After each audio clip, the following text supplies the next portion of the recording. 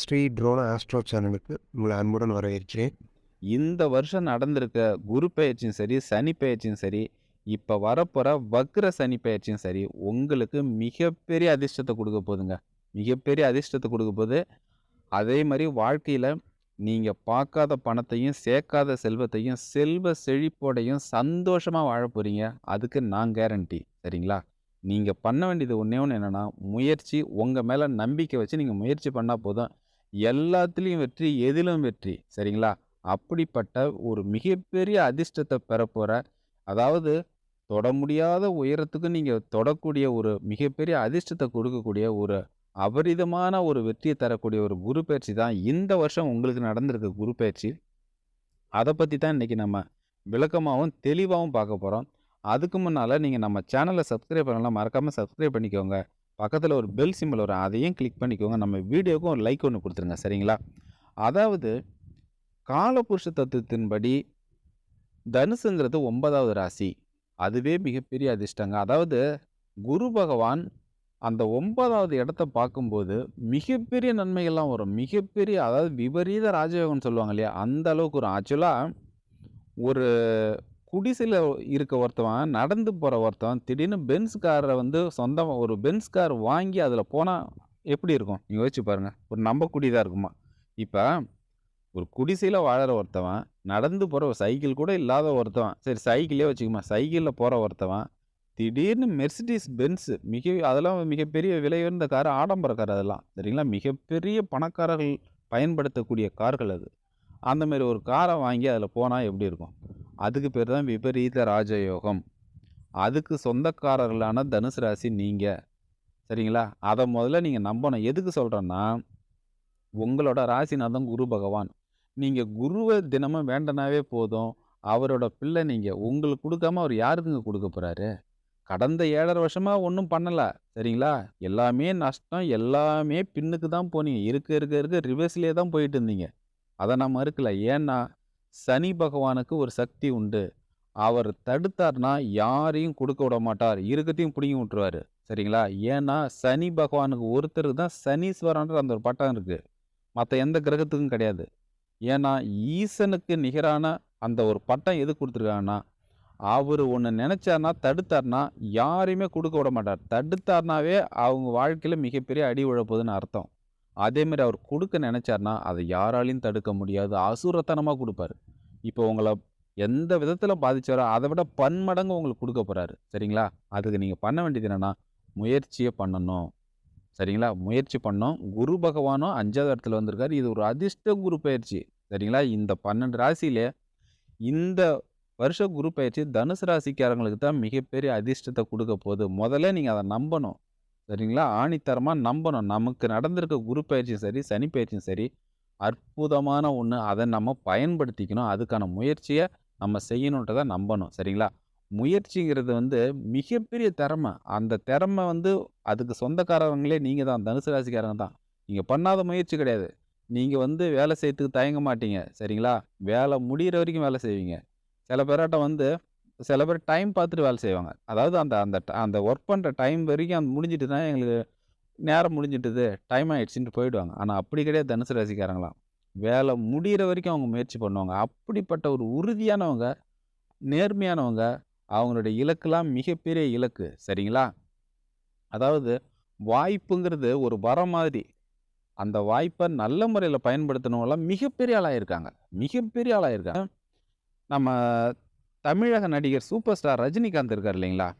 அவர் வந்து இப்பவும் நம்பர் 1 அவர் தான். சரிங்களா? அவரு, விஜய், அஜித் இவங்க எல்லாமே நம்பர் 1ன்னு சொல்லலாம். அவரு, விஜய், அஜித்து, அப்புறம் விக்ரமு, தனுஷு, சூர்யா இவங்கள எல்லாமே நம்பர் 1ன்ற ஒரு டாப் ஹீரோஸ்ன்னே சொல்லலாம். கமலஹாசனையும் சேர்த்துக்கலாம். இவங்கலாம் வந்து ஒரு முன்னணி நடிகர்கள். இன்னமும் அவர் வயசானாலுமே இன்னமும் அவர் நம்பர் 1ன்ற பொசிஷன்ல ஏன் தெரியுமா இருக்காரு? அவரு வாய்ப்ப அவரே முன் வந்து பயன்படுத்திப்பாரு. அதாவது ஒரு ஒரு திறமையான ஒரு டைரக்டரோ, ஒரு திறமையான கதை உள்ளவங்களோ, இல்ல திறமையான மியூசிக் டைரக்டரோ அவருக்கு தெரிஞ்சுட்டுன்னா, அவரே போய் கெஞ்சுவாரு. சரிங்களா? எனக்கு ஒரு படத்துக்கு பண்ணுங்க. அடுத்த படத்துக்கு நீங்க தான் பண்ணணுன்ட்டு. அவரே முன் வந்து அந்த வாய்ப்ப பயன்படுத்திக்குவாரு. அதனால தான் இன்னைக்கு அவர் நம்பர் 1 இருக்காரு. ஏன்னா, அவர் வந்து அந்த அரிய வாய்ப்ப பயன்படுத்திக்குவாரு. சரிங்களா? உதாரணத்துக்கு ஒரு உதாரணம் ஒண்ணு சொல்றேன்.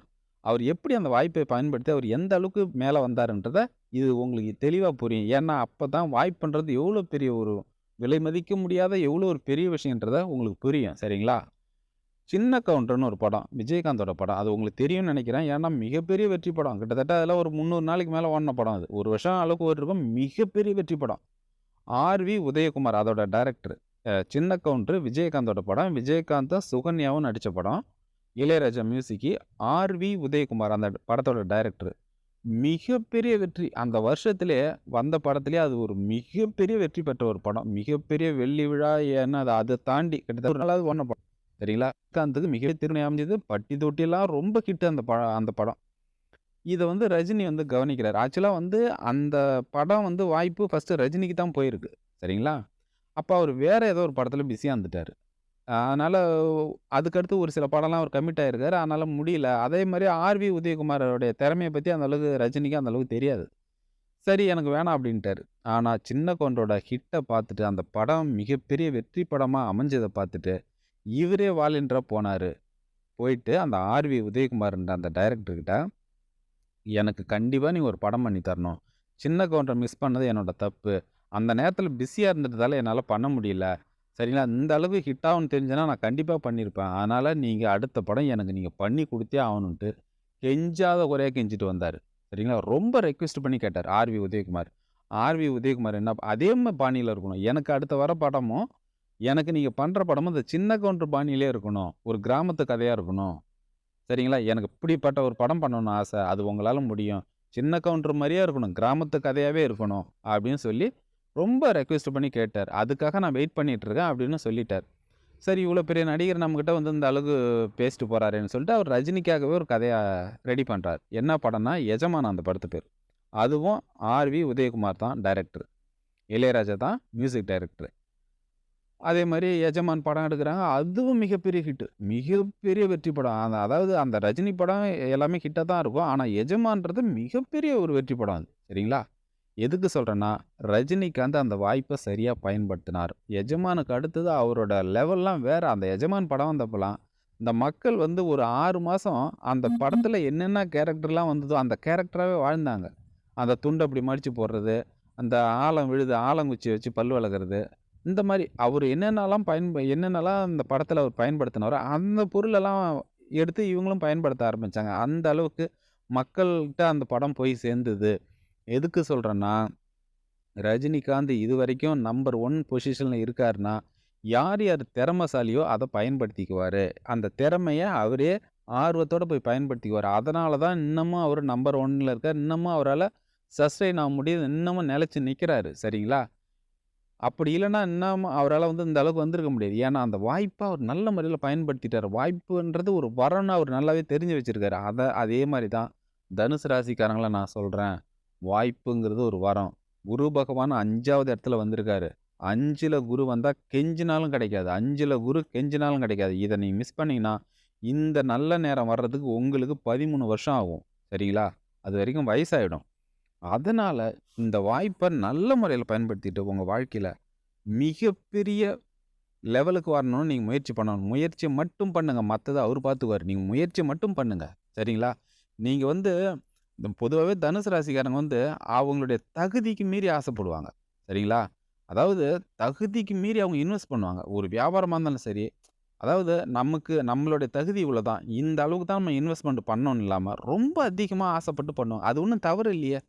நீங்க நியாயமா தானே சம்பாதிக்கணும்னு நினைக்கிறீங்க. அது ஒண்ணும் தவறு இல்ல. நான் தகுதிக்கு மீறின்னு சொல்றேனே தவிர, உங்களோட உயர்வான உங்களுடைய மிகப்பெரிய அந்த வளரணும், மிகப்பெரிய அளவுல நீங்க சாதிக்கணுன்றத நான் வந்து சொல்லல அந்த இடத்துல.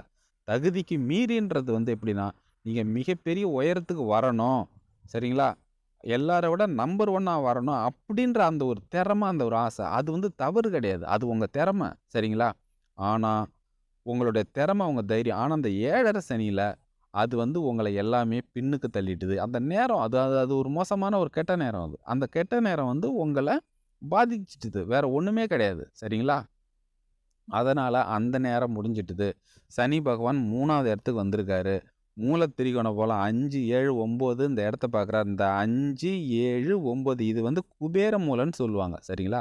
3வது இடத்துல இருந்து இந்த 5, 7, 9 இந்த இடத்த பார்க்குறாரு. இத பார்க்கும்போது மிகப்பெரிய பணபலம் வரும் உங்களுக்கு. நீங்க முயற்சி ஸ்தானம், மூல திரிகோண பலம், வெற்றி ஸ்தானம். சரிங்களா? அந்த 3வது இடம்ன்றது வந்து முயற்சி ஸ்தானம், வெற்றி ஸ்தானம், மூல திரிகோண பலம்.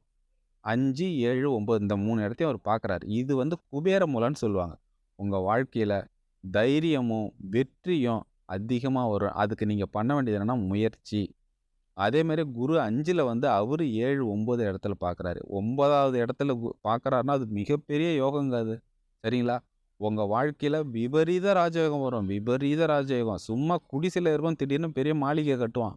அந்த அளவுக்கு மிகப்பெரிய அதிர்ஷ்டத்த குடுக்கக்கூடிய ஒரு குரு பெயர்ச்சி தான் இந்த குரு பெயர்ச்சி. அதுக்கு நீங்க பண்ண வேண்டியது என்னன்னா, முயற்சிய பண்ணணும். உங்க மேல நம்பிக்கை வைக்கணும். சரிங்களா? உங்க மேல நம்பிக்கை வச்சு நீங்க முயற்சி பண்ணுங்க. உங்களால முடியாதது எதுவுமே கிடையாது. சரிங்களா? எதுவுமே கிடையாது. நீங்க வந்து ஜெயிக்க போறீங்க.